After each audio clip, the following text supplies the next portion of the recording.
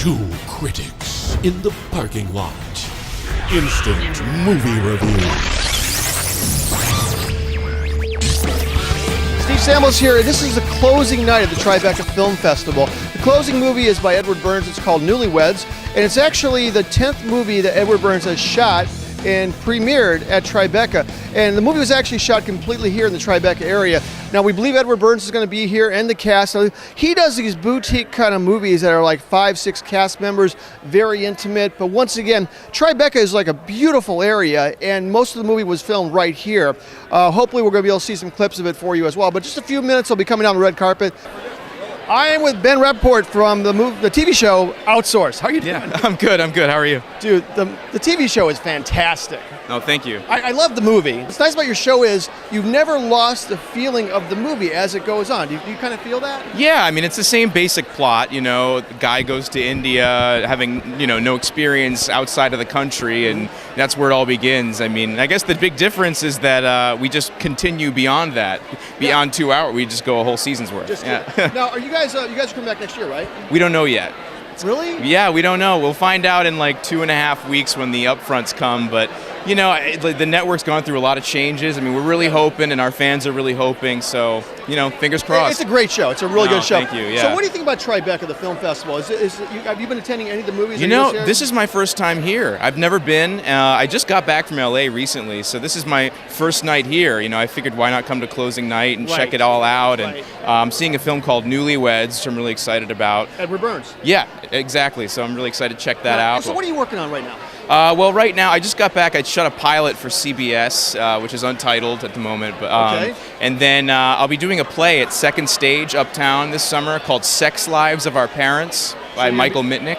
How long does that run for? It'll run June 3rd through June 7th through July 3rd. You're doing another pilot. We're going to see what happens with Outsource. It's kind of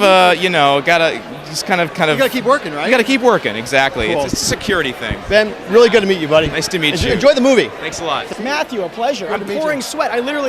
You ran here. I ran from pretty much Central Park all the way, not that, Washington Square Park. But there's no cabs out today for some reason. That was the thing. I was looking, the traffic was so bad, I decided just to walk. I'm going to take this off so I don't I'm going to have a meltdown otherwise. You are in one of the greatest TV shows on the face of the earth. Thank you. Oh, thanks for saying that. Dude, yeah. It's amazing. Oh, it's fun to do, and I'm lucky to be a part of that show. Is that show as taxing emotionally? It's so much more taxing than I ever imagined. We just went on break from it 5 days ago, so I was able to come out for this festival, and it always is such a relief. I forget during the year, but you get sucked into the maelstrom of looking at dead prostitutes it's intense, but Your character is so deep too. I mean, you got these internal things, and you're almost acting inside more than out. Right? Oh, thank you. Yeah.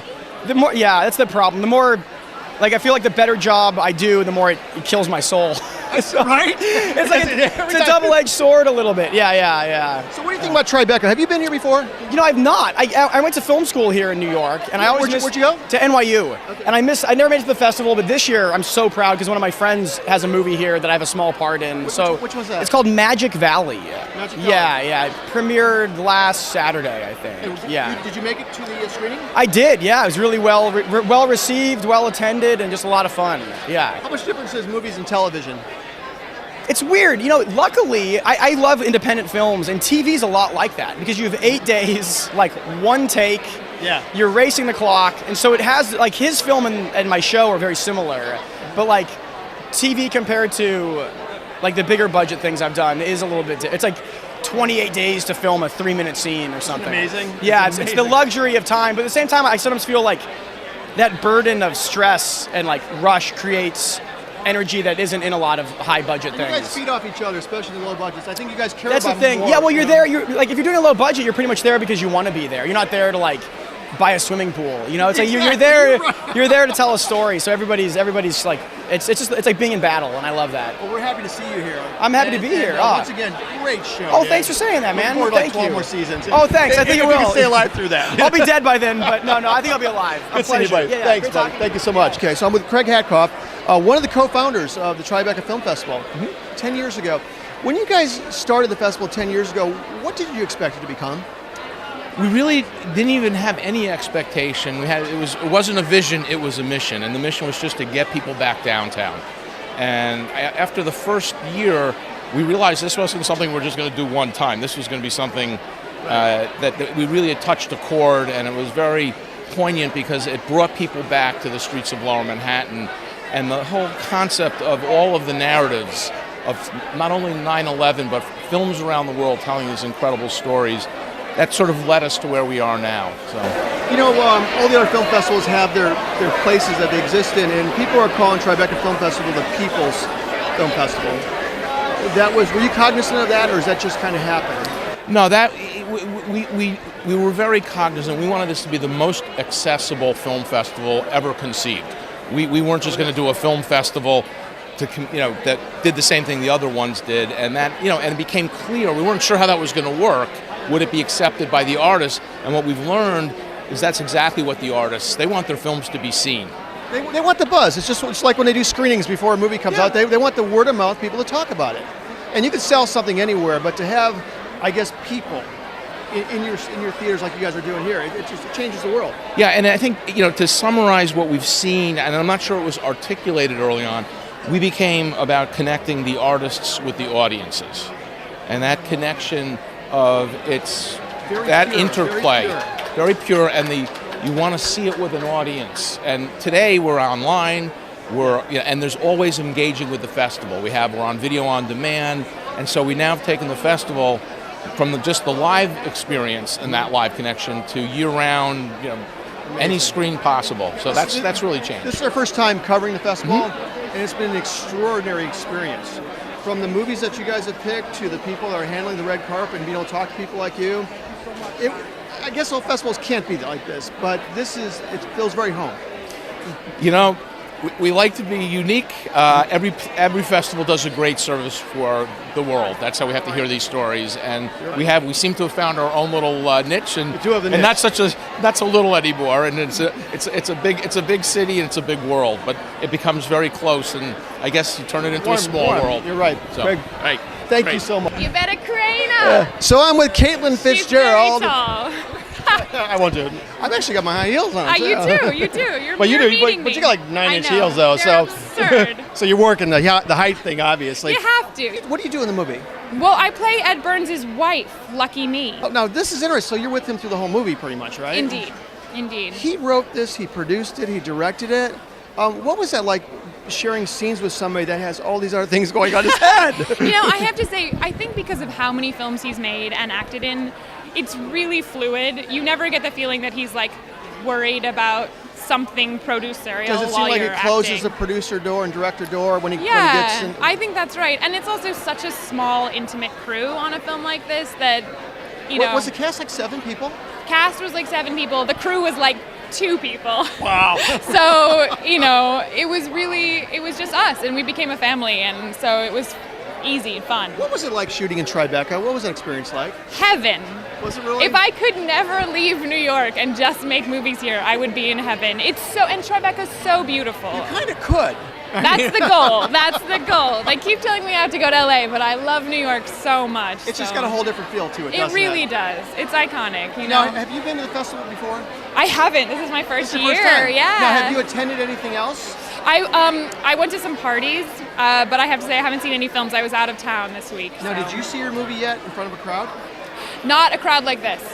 No. Wow. Well, this is going to be exciting for you. Yes, it is. Well, listen, Caitlin, it was so nice to meet you. To meet you. Enjoy your screening. Thank you so much. Bye-bye. I am with Carrie Bechet, and Carrie plays, I don't know. I play Linda. I'm Eddie's younger sister who comes to town sort of unexpectedly. We made Nice Guy Johnny last year, which I was in at the festival, which was a wonderful experience, and so now we're back for more.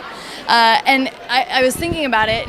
Eddie and I don't have any scenes together in that movie really at all. In Nice Guy Johnny? Yeah, Nice Guy Johnny. So it's nice to get to come and kind of play together. Now, you guys didn't film last year in Tribeca, did you? No, last year there was some stuff in Manhattan, but a lot of it was out on Long Island. Tell me about the experience of filming in the Tribeca area. What was that like? So most of the film was shot predominantly in Tribeca, almost all of it, I think, except for one scene. And it's really a wonderful way to shoot in New York. Sometimes on the big budget projects, it's like an enormous machine in which you are a tiny cog. And it really makes a big impression on the life on the street when you're with an enormous crew. But with us, we're about this, with a guy with a camera, a guy with a boom, awesome, and then us. And it's incredible. And so people really let life go on, and you really do feel like you're interacting with New York in a much more authentic way. Do you think that this is a movie that really lent itself to that intimacy of how you shot and how you built the movie? I think it couldn't not be. I think the way you make a movie really has a lot of bearing on the content and the product. And so this movie it's actually really uncomfortable for me to watch. I find it to be very raw and real, and it really captures. Is that the hardest thing when you really open up? It's really tough, but I think in a really great and challenging way that movies have a unique capability of doing, of sort of stretching our capacity for empathy. Thank you so much. Yeah, Enjoy the it was great screening. meeting you. Thanks a lot. I'm with Edward Burns right now, and he's you're the writer, the director, you're the actor of this movie, Newlyweds. Yeah. And this is actually your 10th movie, 6th premiere at Tribeca. Am I right about Yes, that? yeah. What's this movie about? What do we take away from this? It started, the idea was born out of, I went to a dinner party for somebody's, a couple's 10th wedding anniversary. Mm-hmm. And somebody made a joke about, if the marriage ended today, after 10 years, you could still call it a success in this day and age. And I thought, we all kind of joked about that.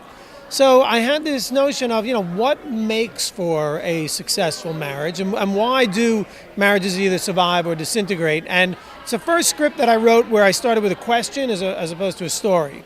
Okay. So each scene in the film is really an examination of, there are two couples in the film that are newlyweds, and there's another couple that's been together 18 years. And it's about, why do these things work or not work? And it's a comedy drama, so it explores sort of the funny side of how we can drive one another crazy, but then also sort of the tragic side of how sometimes, those little things can fester and break up a relationship. So if you had a 10-year marriage, would that be successful if it broke up? I don't know. That's sort of the point of the movie. Like I offer no answers. I just, offer some more questions maybe. Tell me about your process. You wear so many hats in this movie. When you step onto the set and you're the actor, do you remove the producer, the director, the writer hat, or what happens to you? Yes and no.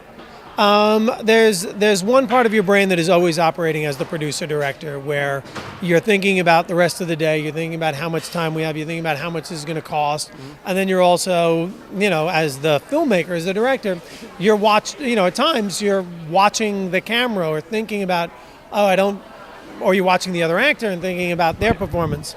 The interesting thing about this film was we shot it in a documentary style. So we made the film with almost no lights. Sometimes we didn't even handheld. Almost all handheld. Tiny little camera, no boom operator. We just wore wireless mics. Wow. So you were able to fall into character in a very different way. I mean, for me, it was really liberating because of all those reasons I just explained. I'm watching all the other stuff. Armor on you, right? Exactly. So it's more pure. And we were, given what the movie was about, we wanted the film to be real. We wanted naturalistic performances. And we almost wanted them to be a little bit uncomfortable, as if you were, sort of eavesdropping in on a conversation you shouldn't be hearing. Exactly. And given this production style, we were able to pull that off. And I got lucky. I got a terrific cast, and they delivered.